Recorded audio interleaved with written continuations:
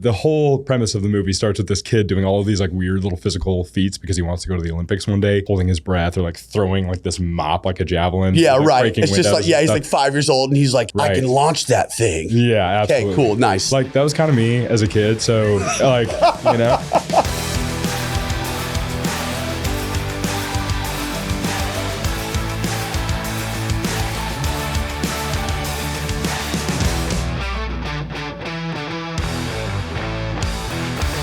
Welcome to the Coach 'em Up podcast. I'm Tim Riley. I'm not joined with Zach Zillner today, but I do have a few announcements I want to make before I introduce our guests for the week. Announcement number one, if you've been listening to the show or if you're even listening to me right now, almost certainly you heard the ad for the Coach 'em Up conference the second weekend in June 13th and 14th. At the time you're hearing this podcast, the early bird tickets will be getting to a place where they're probably only a week away from being off the table. Buy your tickets now. Go ahead and buy them now. As of now, we've sold more than half of the tickets. This bad boy's gonna sell out. Go ahead and secure your seat. We can't wait to see you there. Second, there are two types of people in this world. There are subscribers and there are non-subscribers. Real quick, I just want to give a shout out to all our subscribers because you're honestly changing our lives and you're making the ability for us to have badass guests like the one we have on today possible. For my non-subscribers, for my peeping toms, for the people sitting on the sidelines, riding the fence, join us. Subscribe now. It helps the show. It's completely free. And you'll get updates every time we drop one of these fucking amazing episodes of the Coach 'em Up podcast. Now that that's over, I would love to introduce our guest, Quentin Willey. Is it Willey? Is it correct? You nailed it. Willey. Okay. 2 L's, baby. Yeah, 2 L's. Not Wiley. Let's be clear. Willey. Dude, it has been so much fun having you here. Dude, it's been fantastic. I have this thing whenever I have guests on the show, and I don't know why I still have this like fear where somewhere in the back of my mind, I'm like, God, what if I pick this person up and they're just the worst? And I can't stand being with them and I'm stuck with them for 24 hours. Totally. And to be clear, that has not happened yet. Every single person has been even better than I could have imagined. So maybe I need to reflect on, the fact that maybe I am just a pessimist. But truly, it's been wonderful having you here. And, the conversation that we've been able to have from the moment I picked you up yesterday till today has just been totally refreshing, and you're a good dude. So I'm excited to open up this conversation. I'm excited to have you here. Thank you for coming. Absolutely, man. I could not agree more. Since the time you've given me multiple selling points on why to move to Austin, and one of those big selling points is yourself and who you are, man. You. So truly, appreciate our time. I swear to God, if everyone listened to this, if in 5 years a quarter of our industry lives in Austin, Texas, I'm going to take credit for it. I'm trying to get everybody to move here. I feel like I'm on an island at times. Trust me, there are great coaches and people here that I love and I get to spend time with, but not enough. Yeah. I'm greedy. I want more. I want more good coaches with and around me. It makes me better. Yeah, we need Tim Riley real estate just for the You know what? Maybe I'll get my real estate license. So look, man, I know who you are. I've been following you for a while now. It's been cool watching your socials grow and you grow on Instagram and kind of getting to know you, like the Instagram buddy friendship thing that happens. But now it's real. So I know who you are. Maybe not everyone listening or watching this right now does. For those people, for the uninformed, can you tell us who you are, your background, and what you're up to now? Yeah, absolutely. So my name's Willey. And I get Wiley all the time, so it's fine. Just call me Q. It's easiest. Just a letter. It's hard to forget. Just go through the alphabet. I'll stop you at some point. You Right. Yeah. Tell me when. Yeah. And I think where this story usually starts is have you ever seen the movie Eddie the Eagle? No. Well, unfortunately, it's one of those movies kind of like Rudy that's later you learn is not true. But when you're watching the movie, you're like, fuck yeah, this is awesome. Yeah. Well, the whole premise of the movie starts with this kid doing all of these weird little physical feats because he wants to go to the Olympics one day. Okay. And, it's holding his breath or throwing this mop like a javelin. Yeah, right. It's just he's 5 years old and he sees the mop and he's like, wait a minute. Yeah. Right. I can launch that thing. Yeah, absolutely. Okay, cool. Nice. That was kind of me as a kid. So like physical culture as a child was massive. Like I would sit in front of the cartoons in like a Saturday morning, right? And I would just spend like my entire Saturday morning, like how many sit-ups can I do in like 2 episodes of this like cartoon thing? Whoa. And I would literally do like 500 or 600. I remember like getting to 1,000 pretty consistently Jesus as Christ, like dude. a You're 6 or 7-year-old. You're like the Utah version of Herschel Walker. Seriously, that's absurd. Yeah, it was just like squats, like push-ups. And How old were you? Oh, like 7, 5, even as young as Jesus. 5. I would go for like runs as like a little kid, just like dedicated running as like a child. Like who does that? Like, I Right. was So just, you were a problem athletically early on. yeah, for sure. I feel like as a kid, I just had like, honestly, I knew even would attribute 95% of my athletic career success to just like being able to outwork or out hustle people. Just because I had a sheer will, not because I was better at any sport. I actually don't think I'm all that impressive, but like you stack so much physical culture since that time, and like you're kind of going to be better than like at least 80, maybe 90% of your peers. Sure. Because you have a wealth of capacity that they don't. Yeah. And so it started there. Yeah. A serious, deep interest in physical culture and like just pushing the boundary. That never stopped. Loved sports all growing up. My parents did not understand sport, did not support me very much in sports, which is, you know, you look at me and I'm not like a small human. I'm not huge, but my mom's like 5 foot. You've been nothing. hanging around D1 football for too long, dude. You are huge. This happens to me all the time, too. People be like, they'll meet me in person. Be like, Jesus, dude, you're massive. You know, I'm 6'3", 235. And I'm like, no, I'm fucking not. Right. It's because I just got done training a D lineman, you know, who's like, you know, but like to normal people, you are, just to be clear. Okay. Keep going. Yeah. But, and you're right. You like walk into a football weight room, you're like, I'm just like average around here. Exactly. But you know, that being said, my mom is like 5 foot nothing. My dad's maybe 5'6". Whoa. On a good day, super slender, like very unathletic, narrow people that never played sports themselves. Didn't really have an interest in even like really coming to my games or practice. Like they didn't understand why. Get it. Yeah. And so where I came from, I don't know. Because I didn't really have that like push to do it. I was just obsessed with it. And wow. So I think I had to become like obsessed, and it maybe pushed me to be even more obsessed because there was a lack of support, that it was like truly my own thing. Yeah. I get it. You know? And that just kind of carried on all the way through college. I was in a bunch of like exercise science courses because I really just, I don't really know exactly what I want to do in school, but I really like sports. I really like performance, and anything that is educating me how to be better at those things would be really cool. Right. So then I'm reading textbooks and I'm thinking to myself, somebody wrote this. Like somebody's behind all these words. Like this isn't just like some nebulous thing. These are humans that know this stuff. And I'd be like, man, it'd be cool to write these books, man. Like it'd be cool to be on the forefront of like who's figuring this stuff out in a lab or wherever they are. So I pursued a master's program in exercise physiology, thinking that I really wanted to do research and write textbooks. I learned pretty quickly in that program that like it was too introverted for me. I have introverted tendencies, but I didn't love being in a dark, quiet laboratory room, not interacting with folks for very long periods of time behind papers and computers. Brutal. And so I learned some skills. I learned, how to read research and how to write it. And it's an important skill. For sure. Like it definitely like comes in handy now. Yeah. But I was way more interested in the performance and strength and conditioning side. Started interning with women's basketball and men's basketball at the University of North Carolina. I was playing lacrosse at the University of North Carolina as well at this time, and just trying to get my fingers in everything that I could. I've noticed that he's almost unbearably humble, so he's not going to mention the fact that they won a national championship while he played on the lacrosse team at North Carolina. I'm going to do this multiple times throughout the podcast. Okay. Well, we had a conversation about this. Yeah. I got you. I appreciate it. But I was interning, and I had exposure to great coaches. I got very obsessed with all things performance, and these coaches, obviously being kind of the elite nature of basketball around UNC, there were oftentimes physical therapists, chiropractors, other like performance specialists that would come through, and conferences and things like that I was going to. And so I just became so much more in depth and just so interested in all the things that were possible in this field. I was fortunate enough as well, we talked before the pod, that I shared a desk space with Greg Nuckols from Stronger by Science. And if those who don't know Greg, I mean, he's just a savant of knowledge in the strength and conditioning world and all things powerlifting. But going beyond that, I mean, just his research knowledge in this specific field is bar none. I mean, I haven't met anyone who can rattle off effect sizes from years ago studies and name the exact authors and how they did the study, and every other study that came as a result of that one. It was wild.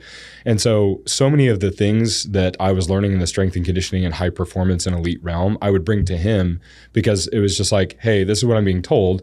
There's no citations for this. This is just like somebody saying this, that it's definitely true. Right. And, and that's how it is. Like if you come up in the strength and conditioning space, like so much of what you're told from coaches or others is just whatever it is, right? And this is how it is. This is how you do this, and it sounds cool because you're like, oh, hell yeah, like, dude, this is how it's done. Yeah, dude, I've never heard that. Like, oh, it makes so much sense. Like on paper, like, oh, dude, right? Like, and I remember, God, one of the things was like, well, this is if you go to do a vertical jump and you go for your approach, wherever your feet land, that's where you're going to squat from. You have to squat from there because that's how you jump. So we're going to squat how you jump. It's like skin deep logic. Yeah, and like on the surface as a young student, you're like, oh. You hear that? It's like, oh, I jumped from there. That's athletic. I should also squat from there. End of conversation. End of conversation. Done. Got it. And Greg just like, I remember him going down so many different rabbit holes of every example of where that might be false. And, it was just wild. Like he just exposed me to so many things, and also got connected with Derek Miles at that time. I was with Barbell Medicine. At the time, he worked at the University of Florida with football and other sports as a PT, and then he was with Stanford Children's as one of their lead PTs for all of Stanford Children's Medical System, and just did phenomenal physical therapy and was such a – I remember he sent me a Dropbox folder. I literally asked him about dry needling, and he sent me about, 30 articles on all things dry needling, and just like highlighted the lack of evidence for its use, and how like 90% of the studies were done very poorly, or A+B type studies, or cadaveric type studies, and identifying trigger points and like dead canines. And it was like, cool. Yeah. This is the level of evidence where we're at, that we're like really staking our flag in. And I just remember like I was so deep on the other side of things. Yeah. And talking to Greg and Derek, it was like, oh my God, it's like everything a lie, And it was like, it really opened me up to so much skepticism in the field. And now I think I adopted a very early like skeptical mindset to the point where I have a tattoo on my back that says nullius in verba. And that's the Royal Society's motto for take no man's word for it. And because they were obsessed with proving the scientific method of like, well, we're not going to do what the church or the state says is the true thing. We're going to put this to the test. And like, honestly, a lot of the people that were a part of the Royal Society early on, like Copernicus, like these people were like, committing heresy towards the churches at the time, right? Yeah. And it was like, you can't say that we're not the center of the universe. And like, well, I don't know, but this like data shows that we're probably not. I don't know. It's kind of there's a lot of evidence here saying that the sun does not, in fact, revolve around the earth. Yeah. Yeah. So it's like, I don't know. So I've kind of adopted this mindset of like, yeah, I'm probably going to say some things that people like have held on to pretty like hard and fast truths, especially in the strength and conditioning realm and PT realm, maybe even more so because of the level of schooling and things that you're exposed to that there's really not a lot of support for. And I think people would be pretty surprised at like what they hold on to be very true across a lot of different things. But anyways, so that's kind of where that all started. I got exposed early to good clinicians, good coaches.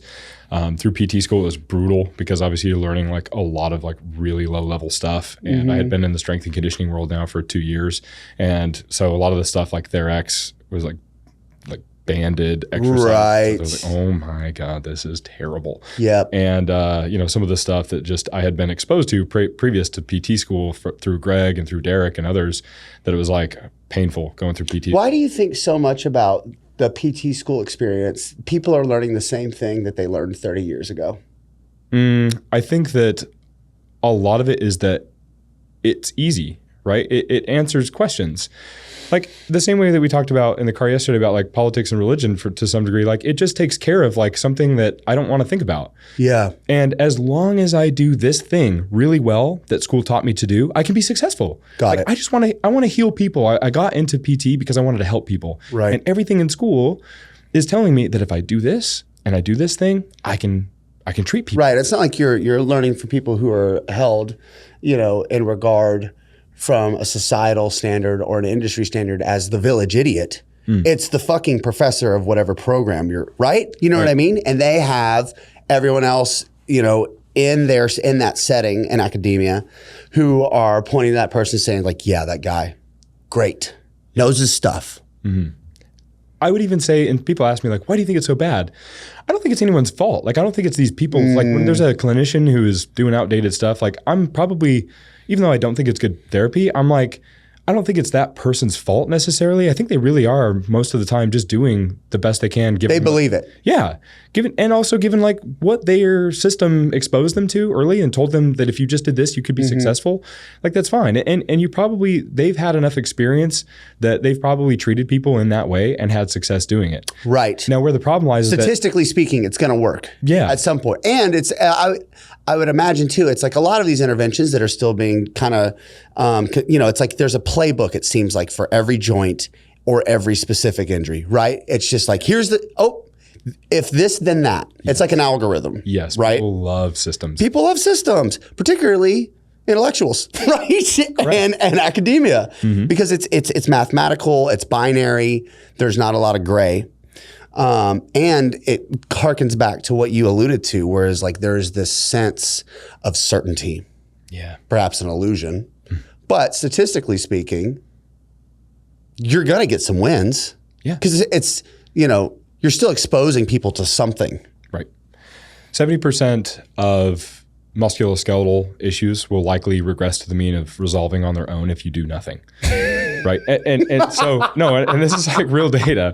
And I'm not even kidding. Yeah. Like even for low back pain, we know that like the large majority of low back pain, if you just didn't seek care for 12 weeks, by the end of that 12 weeks, you'll probably be returned. In all likelihood, you're good to go. Yeah. So that's why I think that when you go see PTs or strength coaches and they want to do like this really special method that's so unique, and let's say that person's back to doing stuff in 10 to 11 weeks, like awesome. You like really crushed it, didn't you? Right. You beat the odds by a whole week. Like, right. And that just goes to say that you can't it's a good thing that 99, you did that 90-90 breathing drill for 5 days a week. Yeah. Exactly. And then like held off on all the other training, and you're no better because you went back and now you're going back to the exact same dumb stuff that you were doing before. You didn't really learn anything. And now we have to climb out of this hole of conditioning, like exposing you to weight, which you haven't had your finger on the pulse of this entire time. So now it's all scary again.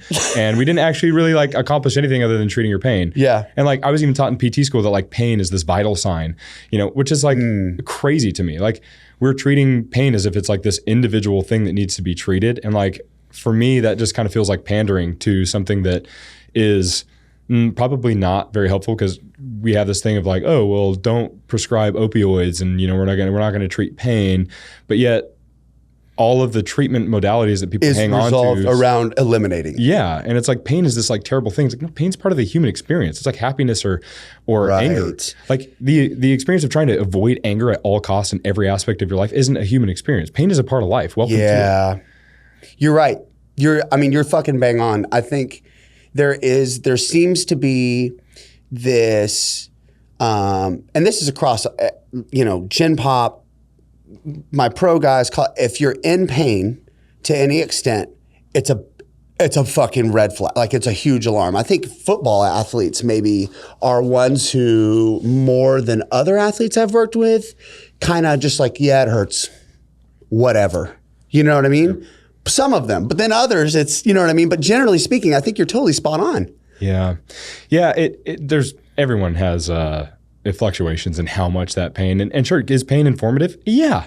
Absolutely. Yeah. I'm not saying that we ignore it. Right. It is important, but like... Yeah, this isn't a David Goggins video. No. Right? Like, you know what I mean? Yeah. Right. Like we respect it, and it does tell us things, and following symptoms is important. And when those symptoms do pop up, are there adjustments that need to be made? Yes. I'm not saying that. It's just that sometimes we go with these treatments and these modalities in an effort to just resolve pain that doesn't hit on any of the other bigger things at play contextually that are happening at the same time. And so if you're just looking at making people happy and resolving pain, which I understand a lot of people do want, but you're going to miss the boat on a lot of other things that may give them lasting help and relief and psychological help and relief for years to come. And I think that's more important than just giving temporary pain relief in that exact moment. See, I think you saying that, it's like almost, it's like, is that the crux of the quote unquote problem, where it's like, because that is what success is. Like that's success. Yeah. Is just going from this much pain, is it a 9 out of 10? You have a 9 out of 10 and getting it to a 1 or 2 out of 10. Right. Done. Yeah. Box checked. And is that necessarily any PT's fault for operating that way? Because that's what you're taught. Right. As success, right? And to a certain degree, great, right? But if that's all you're focusing on, then there are so many other considerations as to why it cropped up in the first place. How can we prevent it in the future? You're going to be inherently limited. Right. I think every physical therapist, healthcare provider in general loves the feeling of being a white knight in shining armor that comes into people's lives. And if somebody comes to you in pain in the clinic, and they can leave the clinic feeling better, dude. Yeah. It feels good. It feels amazing. It does. And then we talk about the word like buy-in is thrown around a lot. Like, I'm just trying to get patient buy-in, I just want them to like believe that they can improve. Well, okay, but the means that you use to get there also plays a major factor. That if you used a lot of passive modality and treated them as a victim and you now become the operator of their pain, you're placing them in a position in a hierarchy system where you're taking their autonomy. Correct. You are. Because wow. You now have created this system where you need me to be better, and I can provide the service to you. I'm your operator. Just come in, let me dry needle you, let me throw this elbow into that QL. Right. Jason Silvernail, who is he's the lead PT. What? It's just funny because I know so many practitioners that operate on that level, but they're not doing it. It's not insidious. It's not. And if you said that to them, they might even feel offended. Correct. They will. But that is what's happening on some level, almost not across the board, but I don't want to paint with a broad brush, but that happens. But it's still, at the end of the day, it harkens back to what we were talking about. It's like, if eliminating pain is the goal, right, and they feel better leaving, then you've done your job. Right. Yeah. And I don't think you have. I think that's disconcordant and not evidence-based and irresponsible, unethical care, to be honest with you. I do. And that's not why I got into this. I didn't get into this just to make people leave the clinic feeling a little bit better. I wanted to like actually change people's lives. Yeah. And it takes more than just throwing an elbow in a QL and throwing a needle in something or doing some kind of breathing exercise that temporarily relieved it that will likely come back because you didn't address all the other life factors going on in the way that they train. So where I was going, Jason Silvernail has a paper. Jason Silvernail, for those who don't know, he's the lead government's like Army, military physical therapist. He governs that kind of side of the organization. He wrote a paper about being this operator versus, because he talks about special forces being a spec op. So he used the word operator, that you become this like operator as a healthcare and provider, and that can be very detrimental to the society, where we already have a society that 75% of the adult population does not meet minimal physical activity guidelines in our country. That gets worse with age, where we have, probably closer to 80% that are not meeting those guidelines, and older adults, meaning, 60 to 65 and older.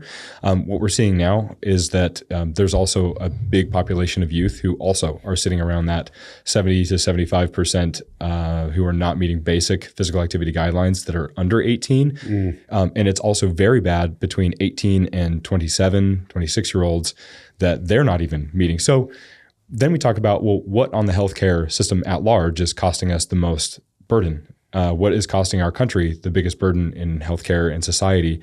And it's a lot of these chronic disease type things, right? And we're saying that, like, wait a second. So we're spending billions of dollars on completely preventable stuff. And a lot of these preventable things could be addressed in either a physician's office or a PT or chiro, whoever you're seeing. Unfortunately, we have good data that, well over 90% of MDs don't even know and can't list the current American physical guidelines, the physical activity recommendations. Yet, how many physicians recommend activity and diet?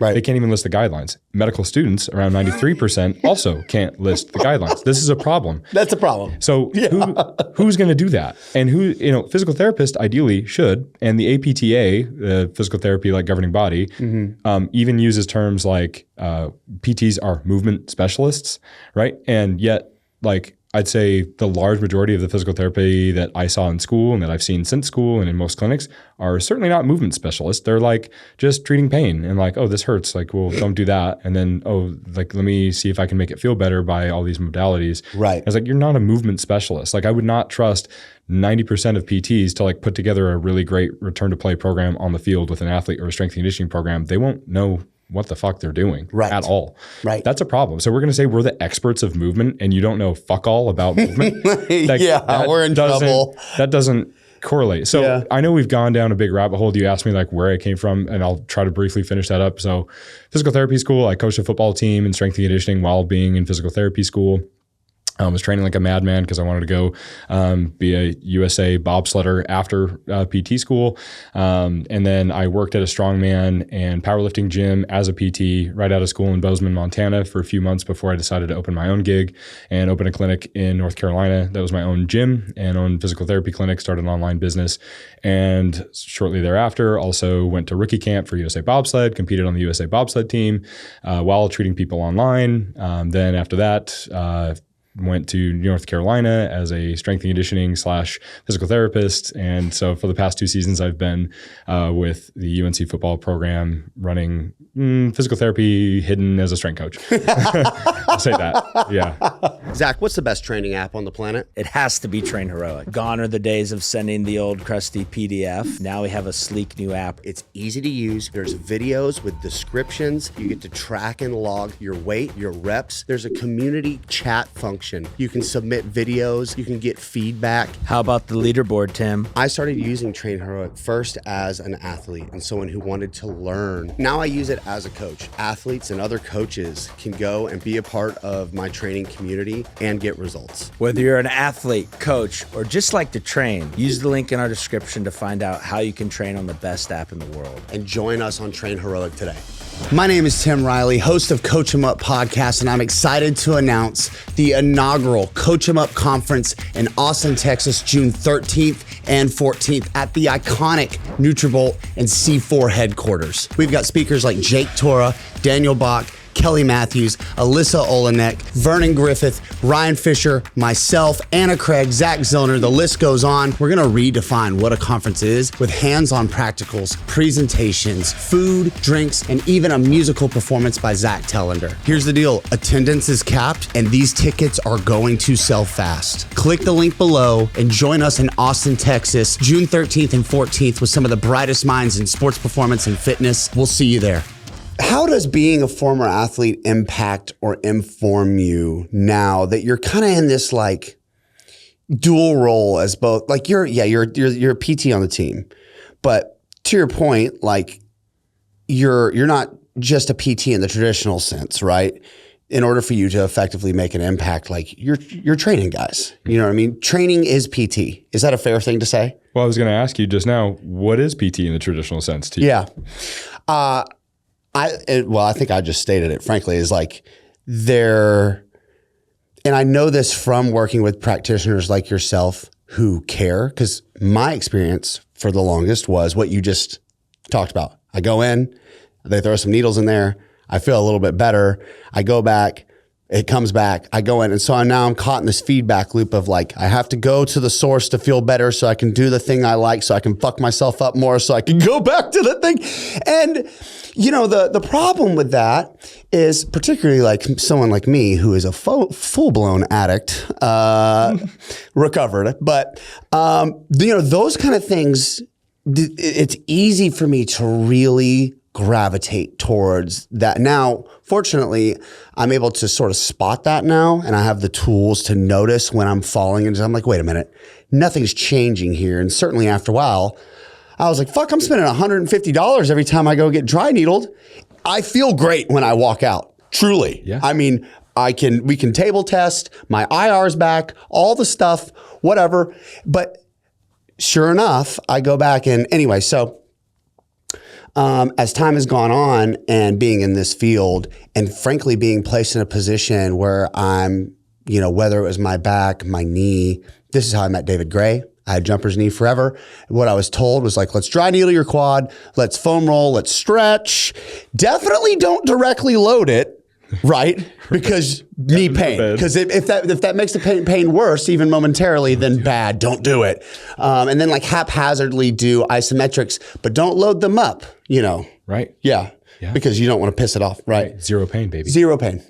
And naturally, of course, it all got worse. So I say all that to say, like, I've had enough of those experiences to know where I've suffered, been unable to do the things I need to do, and I've been forced out of those situations where I'm in those feedback loops, and I become desperate enough to try anything else. And everything that's ever worked has looked like loading appropriately, and scaling back on things that aren't serving me. And so basically it's just become training programs, appropriate training programs for where I'm at. Absolutely.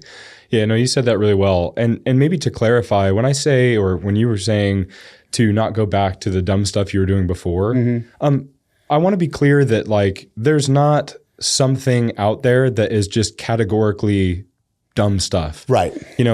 Squatting deep is not just dumb stuff. Running ultra marathons is not just dumb stuff. Deadlifting is not just dumb stuff. Whatever activity you want to do, like there's not something that we can just say this one thing is bad, inherently bad. This, like in the 90s, I use this example all the time. In the 90s, there were studies that came out about open chain, knee extension, and even deep squatting that showed that there was an increase in patellofemoral shear stress that happened, right? Yeah. So then it became this thing of like, oh my God, like there's more stress. That's not good. Yeah. And now we've come around and saying like, no, more Pendulum is swung back. Yeah. Yeah. Because more is just more. So that honestly, if you look at that, that'd be like saying, I mean, I didn't do a leg extension for 4 years.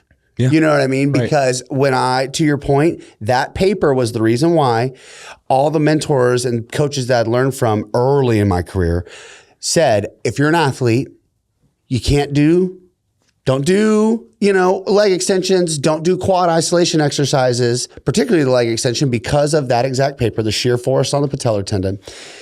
And the thing that was globbed onto it, and I've talked about this a bunch on this podcast, so apologize for all my diehard listeners, is it's bodybuilding. It's direct tissue loading, and that's going to make you slow and unathletic because that's what bodybuilders do. yeah, isn't that wild? Fuck. Isn't that wild? Yeah, it's so unfortunate. And so we're to this point of like, no, more is just more, and you can adapt to more. We're like these like the good news. Yeah, we're like these amazing like adaptable organisms. Like that'd be like saying like a certain amount of work or like stress or emotional things in life is just at some random objective cutoff is just too much. It's too much. It's like, no, there's like a progressive overload principle in here somewhere with anything in life that like you can adapt. And when someone has exceeded their ability to adapt to the stimulus that they're currently placing, okay, yeah, that's what I'm talking about with dumb stuff, is that people want to consistently do more than what they can do now. But that doesn't mean that thing or that program is inherently bad. Yeah, they may be able to do it in a year or two from now. Yep. It's just that right now you continue to like butt up against this thing that you're ill prepared for.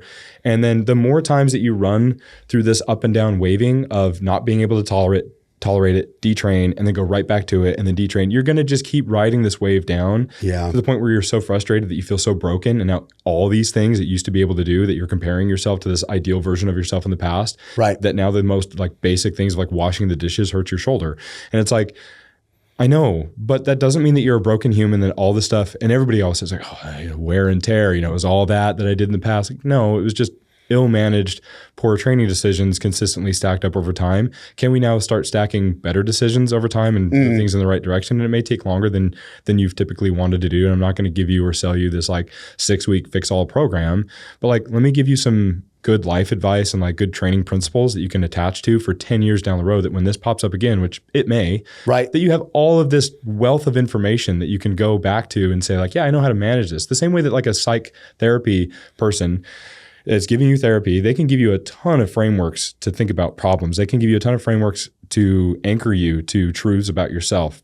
And then when you're met with a trigger or something that's like deeply, disconcerting for yourself, they can't do it for you. They can't hold your hand. You're going to have this like framework of ideas that you can go back to and like slowly work through, and you're going to mess it up a couple of times. Yeah. And you're going to get into depressive modes, or you're going to get frustrated, or you're going to get flustered.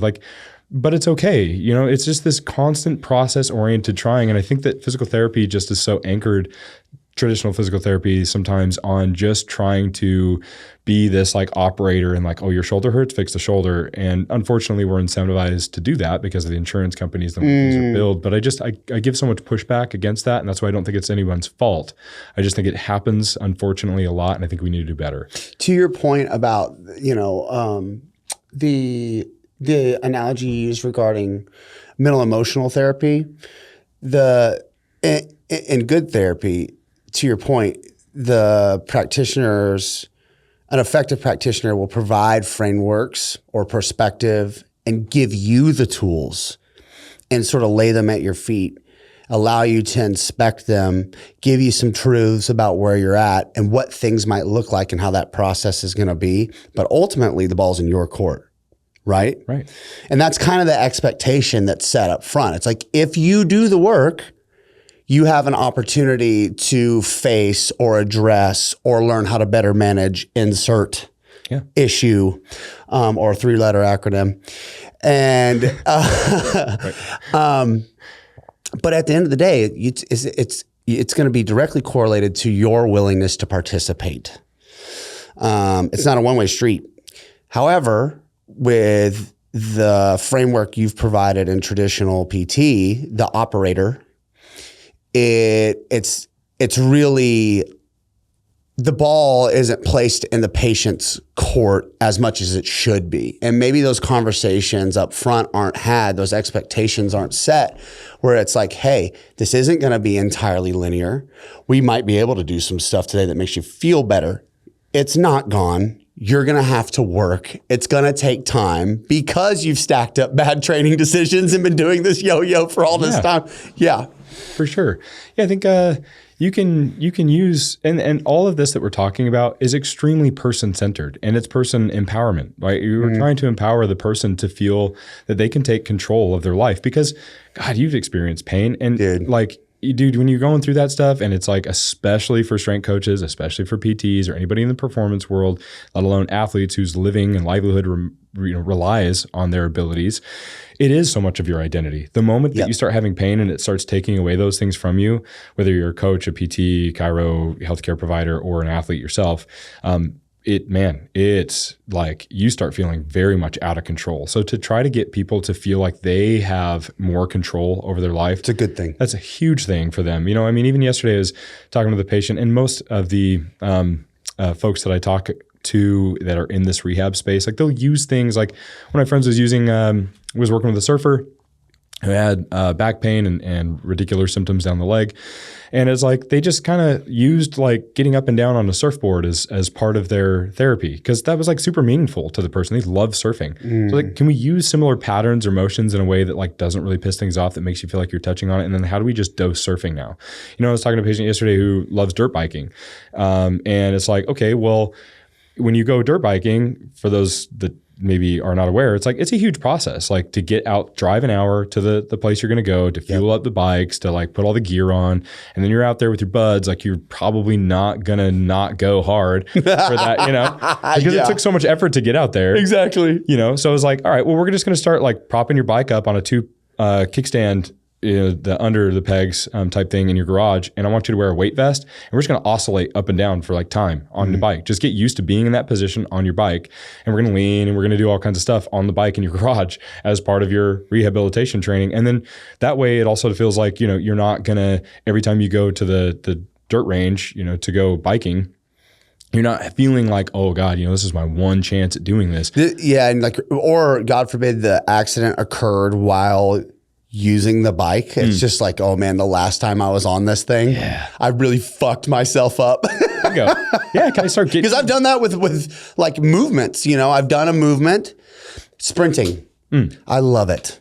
I love being at the track, dude. Yeah, dude. I've popped this right hamstring enough times in my life though, that I know that if I do it again, I'm gonna be down for a while. And what'll happen is, particularly if I'm coming back, my first several times back at the track, I'm fucking scared. Every single rep, I'm scared because I don't want it to be taken away from me. Yeah. That's the biggest hurdle. And so I just think about that with the dirt bike too, Dude, you're nailing it. Yeah. That apprehension and fear is so massive, and just getting people to interact with things that are meaningful to them. You also just told me that you love being at the track. I do. I love it. So it's like, how, even when you're dealing with a hamstring injury, instead of taking you off the track and like putting you on a table or only doing gym-based stuff, how many things can I stack that you can actually be at the track outside, smelling the smells, putting the being in the sun, just putting the cleats on and doing the damn thing that it felt like you're out there for an hour. Like, it's not ideal of what I want to do, but like, I'm on the track, baby. Yeah. And then pretty soon, months go by, 3 months goes by, and you're like, wow, like I never stopped being on this damn track. Yeah. This is sweet. And now I'm like running again, versus if I take you out of that environment and then, we spend 8 weeks in a rehab setting, which is far removed from the track. Dude, that first day back on the track, terrifying. It's like, what am I doing? So we don't want to do that, and I think, please God, I hope this goes well. Please God, I hope this goes well. Yeah, man, exactly, dude. You nailed it. So I think, I know we kind of just been, kind of riffing on some of this stuff, but, person empowerment and person-centered approach means that you are very adaptable, that it doesn't have to be this one system that you're trying to like fit people into, and using no CBIC heavy language of like, oh dude, you're fucked up, bro. Like you need this and you need this. And like, oh dude, your trap is so fucking tight, bro. Like don't say that dumb shit to people. Like stop making yourself feel like you're this like godsend to this human. Yeah. They're already at your office, just fucking help them. Yeah. You don't need to make yourself like this great, like, oh, well, I'm a doctor. And so like, do PTs do that in the same way that like brand new personal trainers? Well, because like I worked at Lifetime and LA Fitness, and shout out to everybody in the box gyms doing the grind, baby. I see you. But I'll get a new hire. And my job is to coach them up, and they're fresh off a few certifications, or even worse, they have like 8, and they get a new client, and they are just fucking babbling about all the things that, and they take them through some screen, and then here it comes. Here's what we have to clean up. Here's what's wrong. Here's what we're going to do. Every single movement comes with this fucking over extrapolated explanation of why we need to do it and how it's important and everything. And it's just like, Jesus Christ, fucking kill me. I can't listen to it. I've been like, hey, in their one-on-ones, like, listen, I can tell you care. And I can tell that you want to do a really good job. I'm going to need you to shut the fuck up. Just talk less. Yeah. Does that happen? I would imagine in the PT space. Is that like ingrained in you as you're going through the process to sort of like, because I guess it's the practitioner's job too to be like, here's your problem, here's what's wrong. Yeah. Right. Mm-hmm. Here's how we're gonna fix it type thing. You see what I'm trying to get at here? Yeah. 100%. Yeah, I would say it's just as bad, if maybe not even worse, in the PT world, because then in school, you get exposed to so many special tests and so many new ways of evaluating stuff that now you don't have just this one screening tool. You've got like 10 different screening tools, so you can throw a lot at somebody. And you can find, does that make it like where it's like you can almost do mental gymnastics to find a problem with someone no matter what? Oh, 100%. Yeah. And a way to explain it. Oh, bingo. Yeah. And I think, again, people love that, because it just gives you some solidarity of like, as long as like I can identify this and then I can follow this like system and all these reasons, it makes me feel really good. It makes me feel like I have like a very clear plan. And unfortunately, like pain is so complex, movement is so complex and individual, and these systems, when you research them, they don't pan out very well as far as like their ability to actually screen. So like even the idea of like screening before you exercise somebody, I think is ridiculous. Other than like basic medical screening of like, do you have any underlying diseases? Are you on medications that I need to be aware of? Do you have a history of, passing out or, things like that? Sure, yeah. With exercise, is there any physical exertional stuff that we need to be aware of? And like, what is your training history? So I know kind of like what's our entry point of how hard we should be going or like what you're used to. Like basic red flaggy type stuff as well, like dealing with certain symptoms. Like you want to make sure that if you're dealing with back pain that you've made sure that they don't have like bowel or bladder issues, that there's not, groin numbness and tingling, like big thing, night sweats, where it's like you're waking up in the middle of the night and I have night sweats, but it's just from the terror. So like sweating profusely at night, losing weight without like there's right. There's like big red flags that you want to be aware of. But like once you screened for those red flags, like just get to the damn thing, because doing all these screenings, like, your overhead squat is bad. I love the video circulating right now of like Klokov not being able to pass the overhead squat. And then like the next video clip is him just like hang snatching like 315 or literally burying it perfectly. Perfect. And you're like, this is what we're talking about. And I think, when you do screenings, like you're going to see whatever you need to see as you start exposing.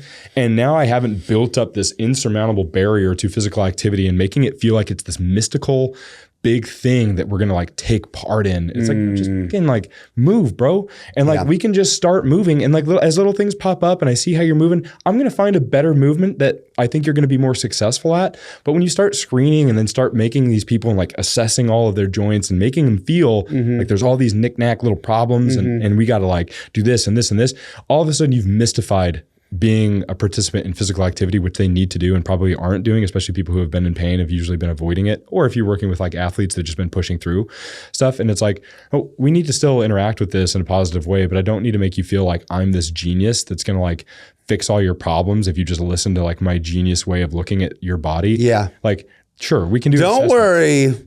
I've got you now. Yeah. Yeah. And I think it just comes from this like inflation of like, well, I want to feel really important and I want to feel like I'm giving this person more answers than they've ever gotten from anybody. And there's this pressure to do that. But then like when you just start listening to the person and you just get them moving, I find more often than not, people are like, dude, I was not expecting this. Like this is actually the most I've done with training in a year. Like I haven't done any of this stuff and it feels amazing to just be like doing this again. I didn't think I'd be able to do this. Like, and I didn't have to do all this like, we'll see your 3 degrees this way and see how your pelvic shifts a little bit this and your lateral oblique swing and and making them feel, maybe there's things that I'm looking at that I'm like, that's interesting. Like I see how this person wants to move. But I don't have to like communicate that in a way to you that makes you feel like you have a problem. I can use language in a way that makes you feel like this is workable and like, hey, I see this is how you want to do this. I think this is maybe a little bit why you're wanting to do this. Let's try this instead because I think you can improve that. Like, let's go. And now it's not this like weird mystical thing like, oh yeah, my PT said that like my hip is off and this is why I'm pulling my hamstring is because I have like a 3 degree anterior rotation on my right side. Yeah. Now I'm all in my head. Because my rib cage is rotated to the right. Right. Right. It's like, that's the thing. Yeah, dude. So let me ask you, do you think, to your point about those assessments and sort of frameworks that people cling to, I'm seeing in my mind like a parallel between that and how like maybe just pure strength and conditioning coaches or trainers will just be like, this is the system, and it's like West Side or it's whatever, insert system name. Where it's like, this is it. Why do you think, what's the biggest reason in your mind why, well, let me back up. Because I've done that. I did that early on. I used assessments and systems and these things that are like really sort of rigid as the framework for everything. I think what you're taught is like, if you don't have those systems in place, then you're a bad coach. Or if you're not system oriented on everything, it's not through that lens, like these typical, traditional lenses, then you're just fucking around, Yeah. I think that's the sentiment.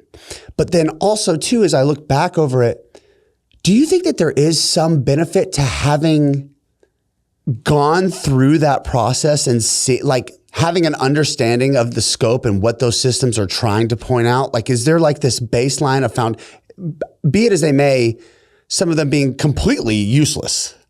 Right. Is there some benefit in having like walked through? It's almost like the hero's journey where it's like, you like walk through this valley of nonsense and like it provides a ton of context, sort of like, almost like it's almost just as valuable knowing not what you shouldn't do. Mm-hmm. Yes, that's knowing what to do. You see what I'm saying? I do, yeah. I insert any number of quotes about systems and models here. But Yeah, I think systems, and to your point, having systems feels really good and it looks really good on paper. I think the problem with a lot of systems is that they're typically based around methods, like the what to do about it, instead of systems based around principles. And if you base your systems around general principles that are kind of tried and true and that things that we can kind of hang our hats on a little bit more confidently, then your framework becomes scarily a little bit more liberating. And that's where people get like, woo, I don't know, because that means that like I can do a number of things. I'm out here on my own. Yeah. And it kind of feels a little bit overwhelming for the coach and even for clients. You have to be kind of careful of how you communicate that like anything works. It's like, well, whoa, like anything? Like that's way too daunting. And people like systems because I can just like, yep, I can just answer this question. I no longer have to think about it. I can just follow this thing. And if I do follow this thing, I will be successful. What are some of the principles that guide you? Like what are, from top to bottom, like what are the most important guiding principles for you as a practitioner and as a coach? I think it depends on who's in front of me of what principles but if I had to pull out some generic ones, like just in pain in general, like we talked a lot about pain earlier on, I think there is an overwhelming notion that pain is an extremely biomechanical type thing. It's a pathoanatomical, and if we can just identify the structure that is causing your pain and we can fix that structure, you will no longer have pain. That doesn't pan out very well in the research. When we find things in the back of the shoulder or the knee and the hip, ankle, and then we fix said structure, and now that structure has fully healed and the person still reports pain, like, woo, like that doesn't make sense. Or you have completely asymptomatic patients that have the exact same abnormal structures found on an MRI. Right, like a torn labrum, for example. Yeah, completely. And they're completely functional. And if you didn't tell them that they had that, like they wouldn't have even known. So like we can't tie all of this pain type stuff upon purely a pathoanatomical approach. And unfortunately, there is still a lot of curriculum because that's where we came from, like historically. And it makes sense. I think to the lay person, they may think like, what are you talking about? Like if I could just find this thing, going back to something we talked about. If I can find the problem, I can find an answer. Right. Going back to like this modernism and this like new world that we've come into, even with the use of AI, we have this notion that like if we could just better understand all the problems at a level that's so deep, we could fix all the problems. But the problem with that is that the analogy is like, imagine you're in the desert, in a windy desert, and trying to measure a sand dune, right? No matter how good your measurement process is of measuring the mass of that sand dune, it's always changing, right? You even just walking around and stepping on it and doing your measurement to the sand dune is moving and displacing sand, let alone the wind that's also going. So like, and then sand is now in your shoes and in your clothes. Did you account for the sand that's now with you? Right? There's so many things, right? It seems funny. I got sand in my ass. So we get into this era of like technology and science where we think like, shouldn't by now we just have answers for this stuff? And it's like, dude, the more that we look so deeply at this, the more complex we realize it is and the less in control we feel over it. And that's okay. That's actually okay, man. Like it's liberating. It's freeing. People should understand that like, I'm not saying this to say like, it's nihilistic. Nothing fucking matters.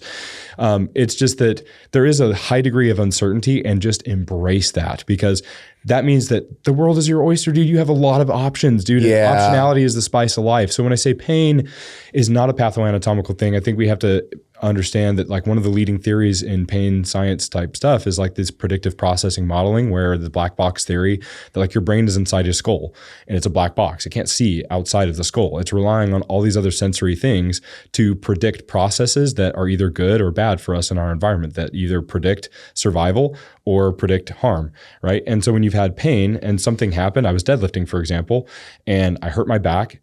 Deadlifting is bad. That motion, every time I bend over, it hurts because I have this predictive process now. Interesting. That the brain's made sense of like, hey, when you did that thing, something kind of hurt. We didn't like that. And we had to send pain to this area to make you aware. Yeah. Because something down there felt like it came out of homeostasis and we're not really sure about that. So now that thing there, every time you do that and bend over without weight, we're just going to send pain because we don't know what the fuck is going on. Yeah. And like, prediction wise, like we're just trying to keep you alive, motherfucker, because you're being an idiot. Right. So like just send pain. Well, okay. So I know with pain, like we are working a lot with these predictive processing models and underlying things that are way beyond just a tissue level type stuff, that like, that's why building tolerance to certain things or activities that matter. Like we were talking about the surfing example or the dirt bike example, like those things do matter, because that is a position and even a thing environmentally that does play into the amount of pain experienced and the amount of fear and apprehension experience getting you on the track. There's a contextual environment to that does matter in your ability to overcome pain and reduce the apprehension and fear surrounding that thing. So pain is a big one when we talk about principles.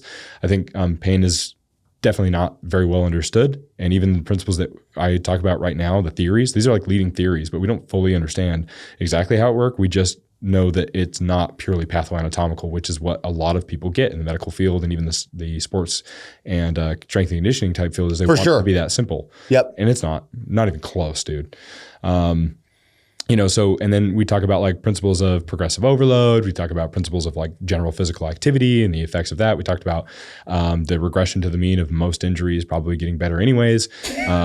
Like all of these. That's my favorite one. Yeah. Like all of these, even what you talked about with the table test of like the let me test this thing and then we're going to do this breathing exercise or I'm going to needle you and then we're going to retest. Like the retest stuff is hilarious because it's a magic trick. Because I used to do that. Magic trick. I used to do that in overhead squat test. I'd have people squat at Lifetime and I'd be like, all right, let's do some P&F stretching on these calves. And then that would be all I did. And then I'd have them squat again and they'd squat better. And they go, whoa, what the fuck? I'd be like, tight, right? Yeah. And then now train with me 3 times a week, $145 a session. I'm a genius. I'd make that sale. Yeah.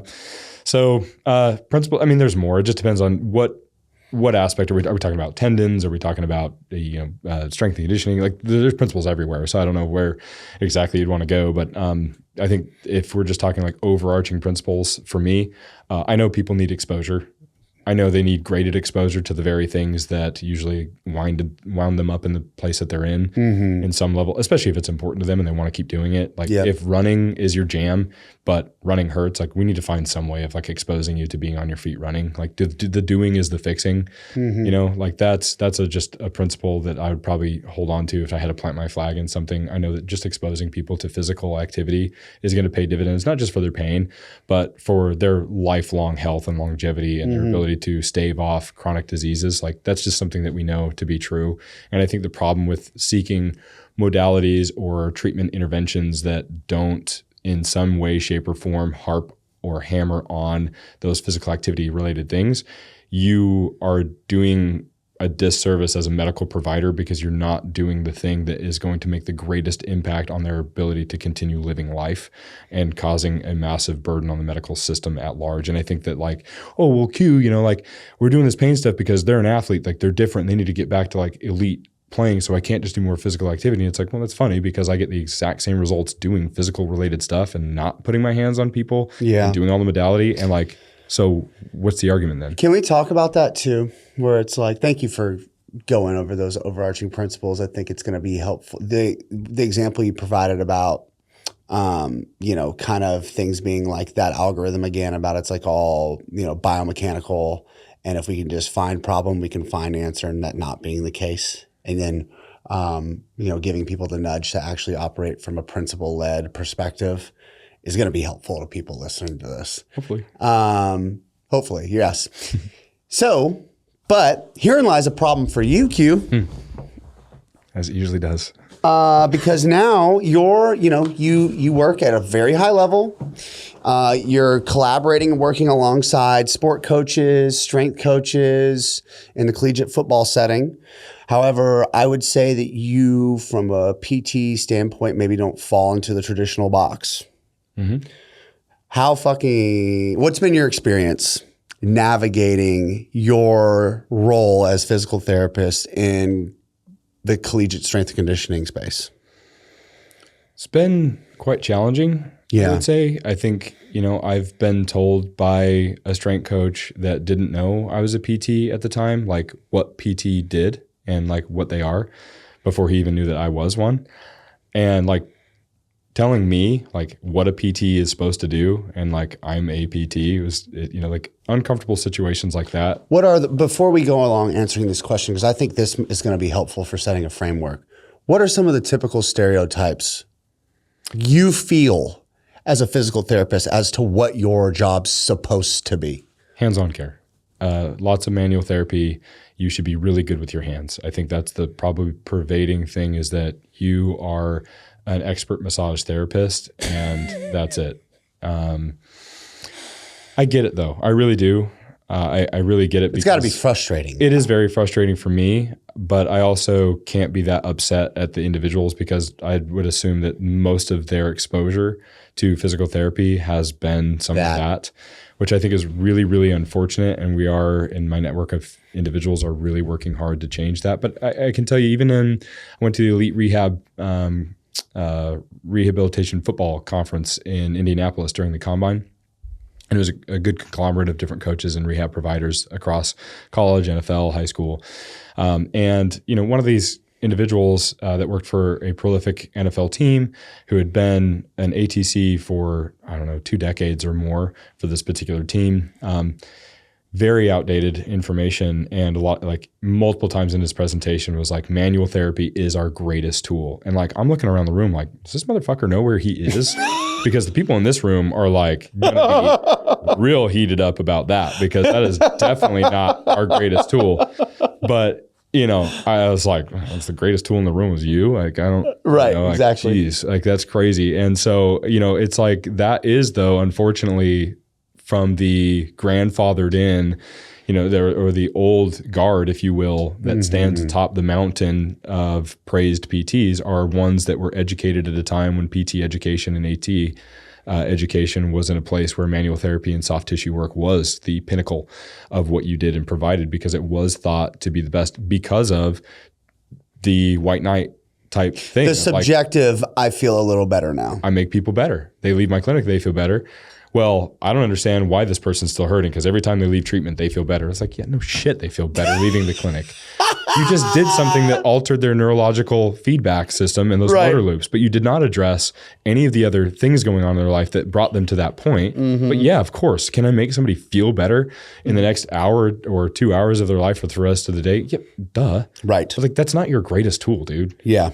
And so my point is that that space has been very frustrating to navigate, because there is such an old guard atop the mountain of it that guards pretty heavily, and they're have this thing of like, well, in my experience is 20 years and your experience is only 5, so it's like, yeah, but you're not even following concordant evidence-based care at all. Like, how can you say that just your experience and your extremely biased lens that you view life through right now is better than all of the scientific research we have on this topic currently to date? Yeah.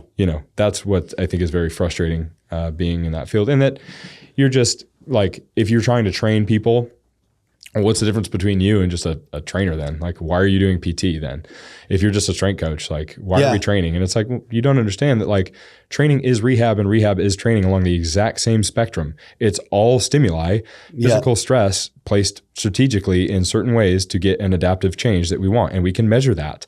And measuring and knowing when to measure, knowing how to measure, knowing when to intervene, when not to intervene, knowing certain slight modifications that you can make to make a positive adaptation. Like, that's where PT, that's probably your greatest tool, is your ability to connect and reason and problem solve with the human in front of you in whatever they're trying to do, not just what you can do with this. Like, I can throw an elbow and a finger and push hard on something and make it change, but like, that isn't your greatest tool.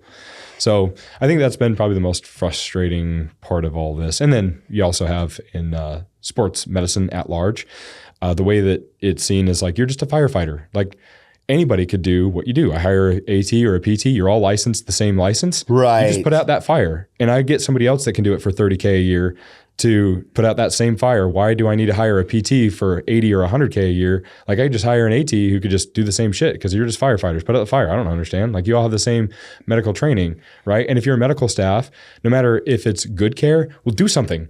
Like PRP injections for hamstring injuries or soft tissue injuries. We already have like very sparse research that it even does anything, and the good research we have says It doesn't.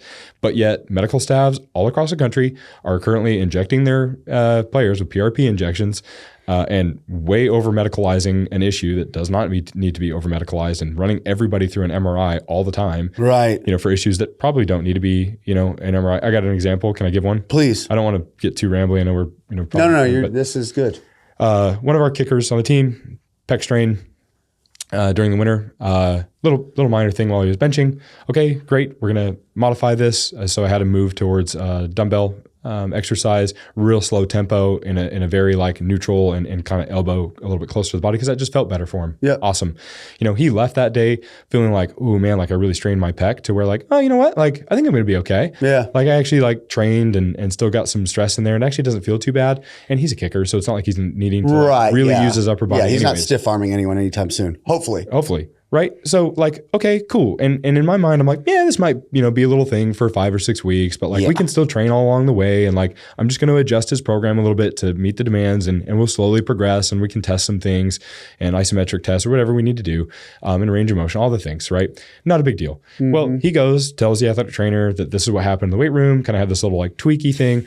And they immediately send him over to get an MRI on his shoulder. He comes walking through the weight room later that day, like 3 hours later, super like all sunken. Yeah, man, they said I needed to go get an MRI. Like, I don't know if I've torn it. Like, I don't know how bad this is. He's all in this headspace now of like, dude, I might have a real medical issue now. Right. That's what I mean by over medicalization. Is like you took something that's like pretty benign, and you took an athlete that was like leaving the weight room with like quite a bit of confidence that he was going to be okay and could play his sport, to like ruining his fucking day. To like, he's not sure how this year is even going to go for him. Right. Like that's terrible, terrible, terrible medical care. Yeah. And we just gave that, because that's the thing. It's the expectation of like, I don't know, you're standing around, like we hired you to do medical things. Do medical things. Do something. Do things. And it's like, aren't you doing your job? Right. But knowing when not to do something is just as equally skillful and important. And I think that in the sports and elite sports space, we just do all of it all the time, because like we have to do everything in shotgun method, and like probably doing more harm than good sometimes. I feel like too in the collegiate setting more than other settings, particularly in performance, it's like there is very much so like you kind of have to justify your being there. That's like the sense I feel. It's like you feel pressured. Quite literally, it's like take a sports science team on any college team, period. If you're not creating data and putting reports and showing how players are improving or whatever, if you're not creating tests so that kids can pass tests, so that you can put a report down on the head coach's desk saying that they're getting better at the tests you decided were important tests for success, you're fucked. You know what I mean? Because otherwise it's like, why are we paying you guys? Why are y'all here? We bought all of this equipment. We've got 8 fucking Nordboards down there. You know what I mean? Correct. Is that, this is everyone in that pressure cooker at the D1 level experiencing that? I can't speak for everyone. I can speak for anyone that I've talked to and have relationships with that are in this level.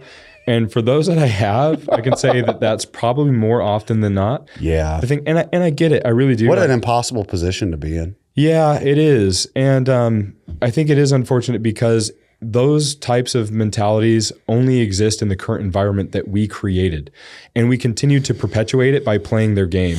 I've recently kind of, and I went into this role with a mindset of like, I'm going to do things different. I'm not going to play this game. I really don't want to.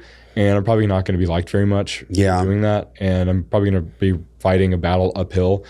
And I have kind of come to the realization that like the system is so much bigger than me that I don't think that I will be able to change it individually. But I hope that like some of the influence that I have can slowly start shifting the field at large. And I think that there has been some positive shifts across all of PT. Like you had Dr. Susie, on one of your pods, and some of the stuff that she was talking about in the physical therapy space, I think is important to recognize that there is change and there's more clinicians thinking in this way, but it's not very common at the D1 level, unfortunately. And so people just, play the game to be a part of the system, to be a part of this thing that's really cool, to have the status of it all, and you continue to play the game. And I kind of in a space now that like, man, this doesn't pay very well. It sucks up a lot of your time, efforts, and energies, and you have to be pretty disingenuous to what you know to be a better way of treating. But like, why do we do this? And we only do it because the rest of the industry has just sacrificed and like, forfeited their own self to just be a part of it. Sure. And I'm just kind of like, nah, fuck that. Like, I'm not going to play the game. And if you don't like the way I do something. And then the way it's communicated too is it's like, okay, well, if you don't do it, fuck you.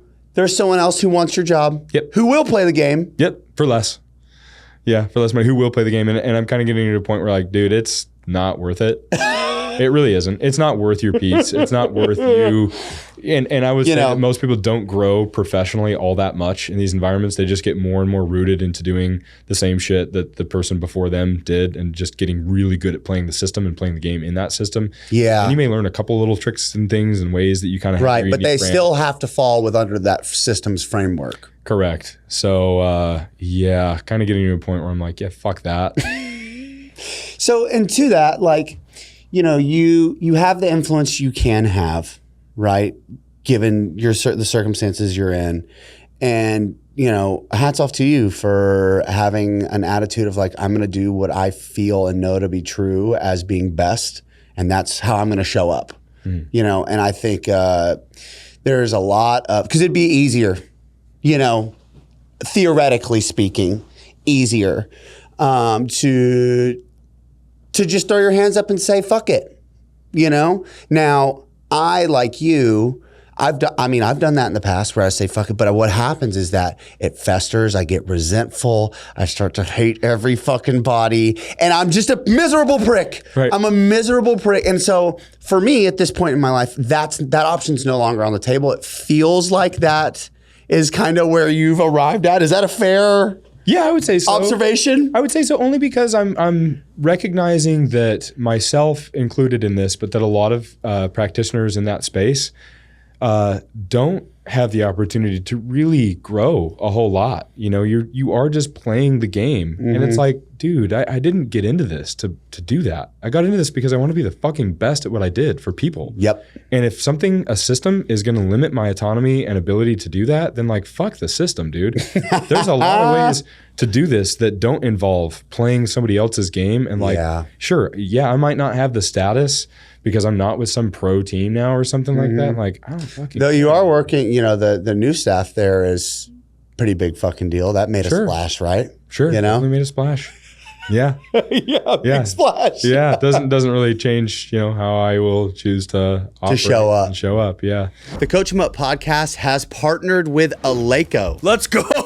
Not only is Eleiko found in 85% of Power 5 schools, but they also offer at-home solutions from racks, flooring, rigs, barbells, bumper plates, your favorite accessories like straps and weightlifting belts, you name it, Eleiko's got you covered. Go to eleiko.com/coachemup and get access to the same equipment that they're using in the best facilities with the best athletes on the planet. The Coach 'em Up podcast is sponsored by Squat Wedgies. Tim, what are Squat Wedgies? Squat Wedgies are an adjustable squat wedge, 7, 13, and 20 degrees. It's big enough to elevate your whole foot and not just your heel. Because it's rubber, it doesn't slide on surfaces. It's 22 pounds, so it's durable and stable enough for even your biggest athletes. There's a 90-day risk-free trial. The shipping is free. And get 15% off Squat Wedgies with our discount code CoachEmUp15. CoachEmUp15 for 15% off of the best squat wedge on the planet.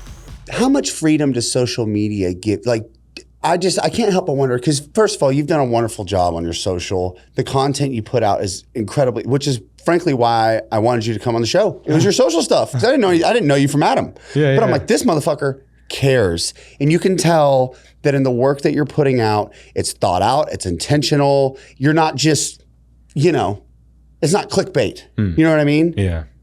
You do a wonderful job. If anybody listening, Coach Q Willey, I believe. Coach Q Physio. Coach _Q _Physio. Wonderful page. Thanks. Did you start doing that as a way to start to express yourself because you could feel the confines of your current environment? Yeah. Or was that a reason? Definitely. Yeah, was there a reason, like a big reason, or was it a multitude of things?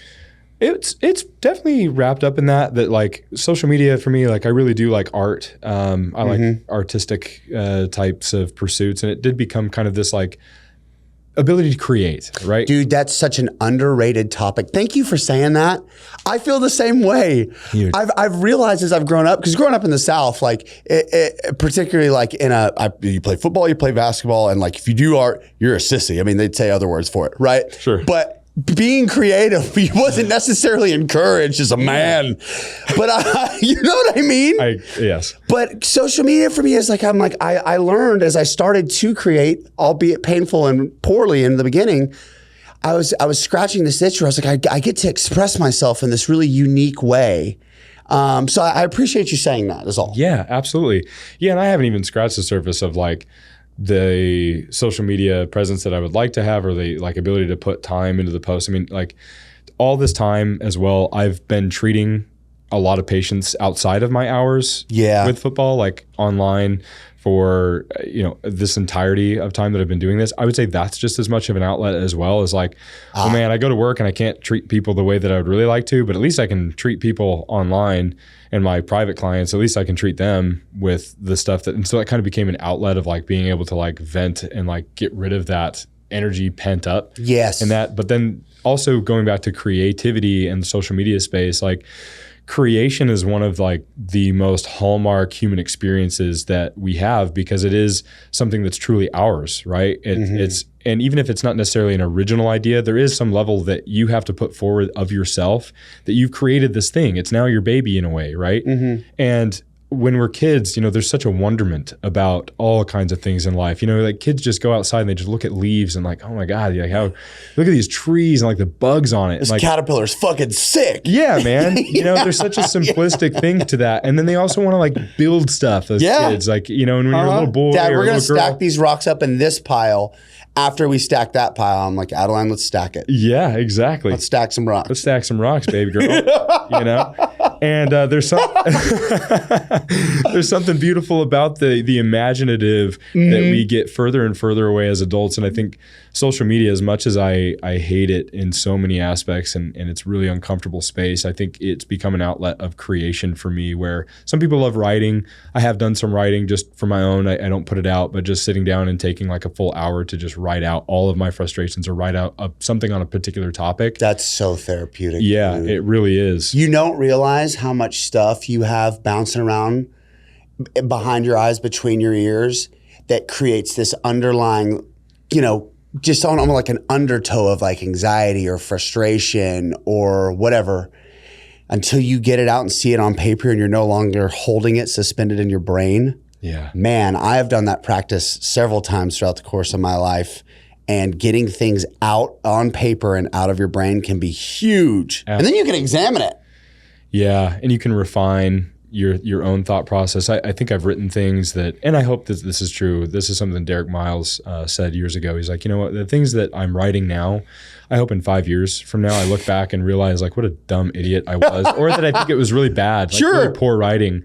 And I think the same. I love the idea of like everything I'm putting out on social media right now, that in 5 years from now I'll look back and I hope that I'm like, man, I really didn't understand this thing as well as I do now, or I could have done that so much better, and like, I wouldn't do that again if I could, and I think that's a good thing, and I'm really dedicated to that process, and I think putting it out now is the only way forward. If you never start, and you never start the writing, you never start just like creating and putting it out there, you have no room. Can you talk about what it was like in the beginning of the creative process for you to? Because did you have a point where you're like, all right, I'm going to start taking this seriously and I'm going to start devoting more time to this, or was it like a slow build? And then what was it like in the beginning? What was your experience? What were some of the trials that you went through? Yeah, I think a little over a year ago, I just made the commitment of I am going to post something every single day, every day. And that's like tall order. I'm not suggesting that everyone does that necessarily. Because that can be really, really, really challenging. I mean, it's hard. It is really hard to put something out every day. But I made that commitment to myself that if I really wanted to do better and I wanted to give it a fair shot, then I had to be willing to do something that was hard. Yeah. And putting something out every day, not that everything I've put out is good. And I tell you what, man, there are so many times where like I really just, for whatever reason, I'm reaching like a writer's block or something's going on, and it's like I've got to put something out, and I've put something out, and it's just blown up and taken off, and people loved it. Isn't that funny? I'm like, that? That was like a last minute thought where I was like really straining and frustrated. I call it the low IQ posts. The low IQ, it's never the thing I poured my heart into that I feel like could really, I wish I had heard someone else say 3 years ago, something I'm passionate. It's almost never that. It's usually something like fucking borderline just idiotic, where it's like a stupid fucking meme, or it's like, you know what I mean? Or it's just kind of something offhand I just like threw together. I was like, I'm just going to put this post up. I check back in 20 minutes later and I'm like, this has hit the For You page. Yeah. That wild. Yes. It's crazy. Yeah. I don't know. I can still say I'm very much in the beginning stages because I don't know how to post certain things at certain times and the algorithm. Dude, I'm just trying to put out stuff that is meaningful to me. Yeah. I think will make an impact. And I don't care about making like the exact right way to do it. And I don't think that anybody starting this process should be enamored with all of the minutia of that. Just like try to put yourself in a position where you're doing something that's authentic to you. And I think good things will happen. And so, you know, a lot of these low IQ posts or whatever that happen along the way, yeah, it's a part of it. It really is. Yeah. And I don't think that's a bad thing. You got any advice for anybody? I think you touched on a few things, but if you were to give a few pieces of advice to anyone who's like they're in your situation where actually, you know what? Better yet, we're going to get to segments right now because that is going to be one of the questions. Okay? Let's do it. All right, here we go. So segments, this first segment is, wow, it's kind of like perfect timing. I was already getting into the segments. That was like a subconscious thing.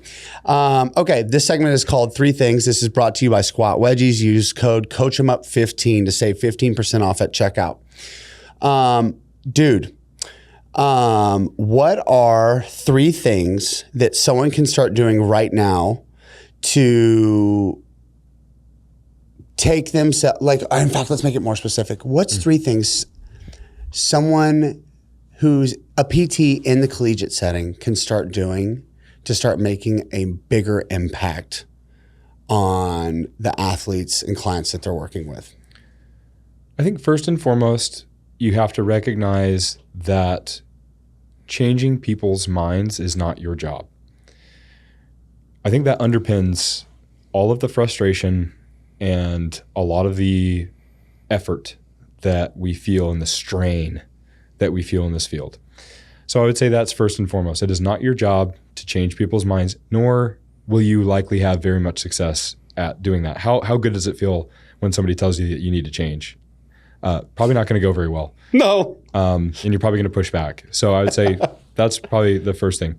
The second thing is, I think that exposing yourself consistently to research, to education, to continuing education, and maybe even in ways or things that you would not be in your normal echo chamber. Just a wide breadth of things. In fact, on my Instagram page, there's a lot of people that I really strongly disagree with that I still follow. Yeah. And it can be really challenging to see big followings from certain people putting out complete, utter nonsense. But I think just having your finger on the pulse of that can be okay, and understanding it can be helpful. Yeah, to what the because that's the message people are receiving. Yeah, but just exposing yourself and looking at the field of who's doing a good job or who's maybe doing a thing in the way that you feel like you could do that thing and learning from them. So great. You're exposing yourself to things outside of your facility. And then the third one that I would say, just because I feel like it's been an enormous help for me, is training yourself. Really, really trying to find some meaningful goals and getting injured along the way and having to really wrestle and grapple with what it means to have that taken away from you and how you manage it for yourself.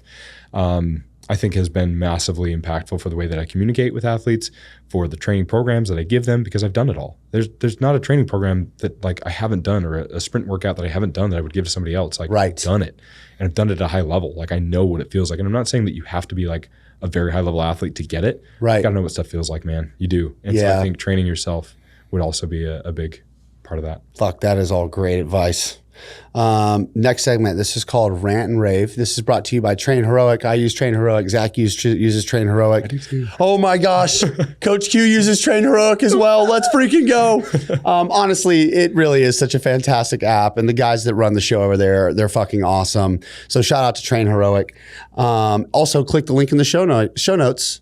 Train with Coach Q, train with me, or make a program and start training other people yourself. I encourage you to do it. It's a great way to learn. Okay. This segment is called Rant and Rave. So what's a rant? Something that you're seeing in the collegiate setting or in fitness in general that you would like to see less of.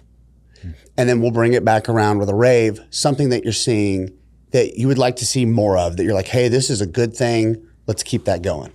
Yeah. I think we've already probably touched on enough rants throughout the podcast from me, maybe. I don't know. I hope I didn't rant too much. No, I think we nailed it. Yeah, I don't know. Well, brevity is not my strong suit, so I apologize if we got a little ranty. But yeah, I think that one of the biggest things in the elite space is it almost feels like the higher up you go, the more nonsense you see, because there's just that like pressure that you got to do something novel and sensational. It's got to sound real pseudoscientific and fancy. And I wish that there was a little bit less of that. And I think we just continue to promote and propagate these things down the road for other clinicians coming up. And it's almost like you have to rise to this level of like total charlatan guruism nonsense if you want a space. And it just makes the field really challenging to navigate good care. So I'd like to see less of that, less of like heavy hands-on modality-based pain chasing type of care, and looking for the fancy tools. Because you know this, you've trained plenty of NFL athletes, but it's like, and one was in the gym with us yesterday, it's like we look at all these fancy things to do, and even the highest level athletes don't have training, nutrition, and sleep down very well. So true. Even at the highest level, you think they should, and they do. They don't. Nope. And they're humans too. And it's like, then we look for all of these gimmicks and things to like Band-Aid over all the major just basic stuff. And it's like, can we just talk more about the basic stuff? Not that you need to like try harder, but like finding new strategies to change your mindset around those things and finding new ways to, I think we could probably spend a lot more time there.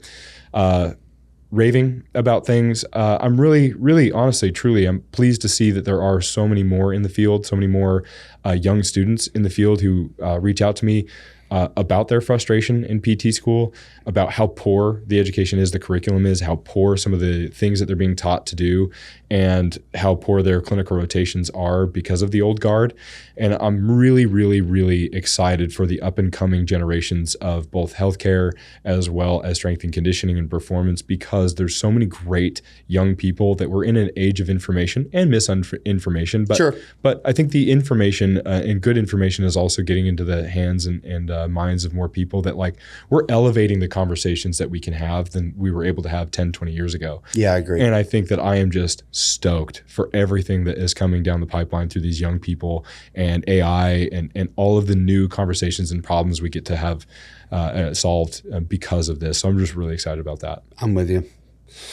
All right, let's see. We got one more here. So this is brought to you by Eleiko. Click the link in the show notes and shop Eleiko with us. Shout out Eleiko. We love you guys.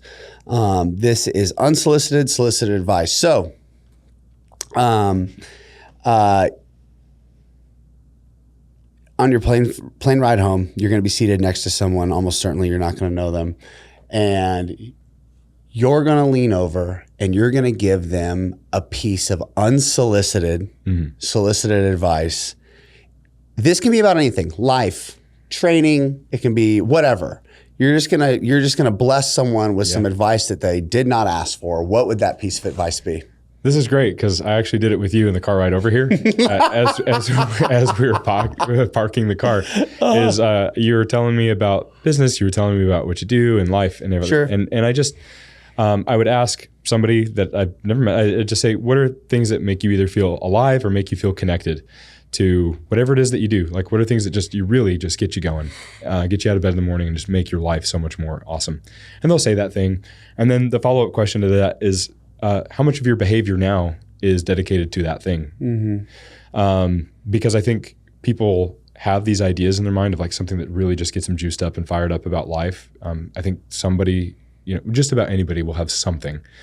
But then oftentimes I find that their behaviors don't line up with that thing that gives them like the most juice in life. And I don't know why we do that. I think we do that, the lies of meritocracy, that you have to provide some, like you have to earn this thing and you have to have this status and, you've fought for everything you're in. And then, I think I talk to like older and older people and it's just like they've let go of some of the things and they've really just reached a level of acceptance of the lack of control they have and just starting to connect in retirement now of what really matters. And I want to try to do that earlier in my life, and I hope others can do the same. That's why I asked you, I said, what makes you feel alive and connected? And then how much of your time and behavior right now is dedicated to those things? And there are things that you had to do and have to continue to do that fuel, that fire, that give you more financial freedom or more time in order to dump more of those energies. But that would probably be, I wouldn't tell them this, I would just ask them. And I think you asking those two questions helps people come to some conclusions. That's advice in and of itself. It is. Yeah, I appreciate that. Okay, everybody, thank you for listening. Thank you for watching. Coach, where can people connect with you? Yeah, best places, Instagram or TikTok, coach_Q_physio.